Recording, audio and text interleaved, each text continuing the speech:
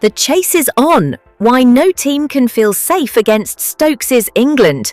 Hands up if you owe Ben Stokes an apology.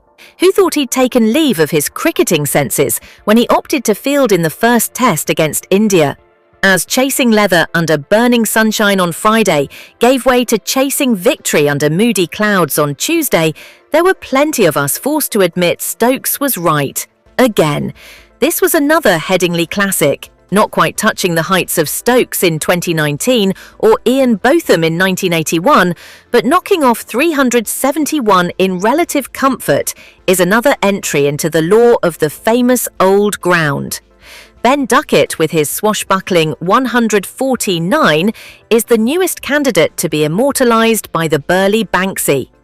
There were reasons for Stokes to believe he would be vindicated. Headingley is the only ground in the past 14 years where Test batting has got easier innings on innings. But 371 is a lot of runs, an amount historically not chased often. Throw in a pitch spitting like a cobra from a length at one end, Jasprit Bumrah bowling missiles and turn for Ravindra Jadeja, and England were second favourites. England, though, are turning into supreme chasers.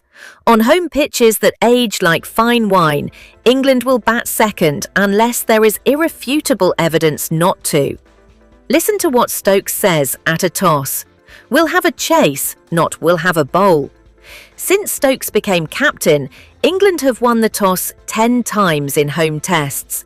They have batted second in 9, winning 7, losing 1 and drawing the other, the Old Trafford Ashes test, which they would have won had it not been for the Manchester weather. The one time they batted first, they lost. This latest might not even be the best pursuit. Trent Bridge against New Zealand, Edgbaston against India and Headingley against Australia, with the threat of going 3-0 down in the Ashes, were all arguably as good, if not better. Most encouraging was the manner in which England went about overhauling the target.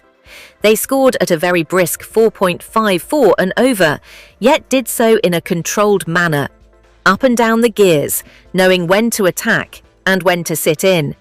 There was similar nous shown in the first innings and against Zimbabwe last month. It was baseball with brains, said former England captain Michael Vaughan. They played the situation. That's a sign of a young England side that is starting to use their smartness. It was also another example of England being incredibly hard to beat. India scored 835 runs across the match and lost. Only 3 teams in Test history have amassed more and been on the wrong end of the result. Spots 2, 3 and 4 in that list are all occupied by teams beaten by Stokes' England. Before Stokes took over as captain in 2022, it had been 74 years since a team scored more than 775 runs in a Test and lost.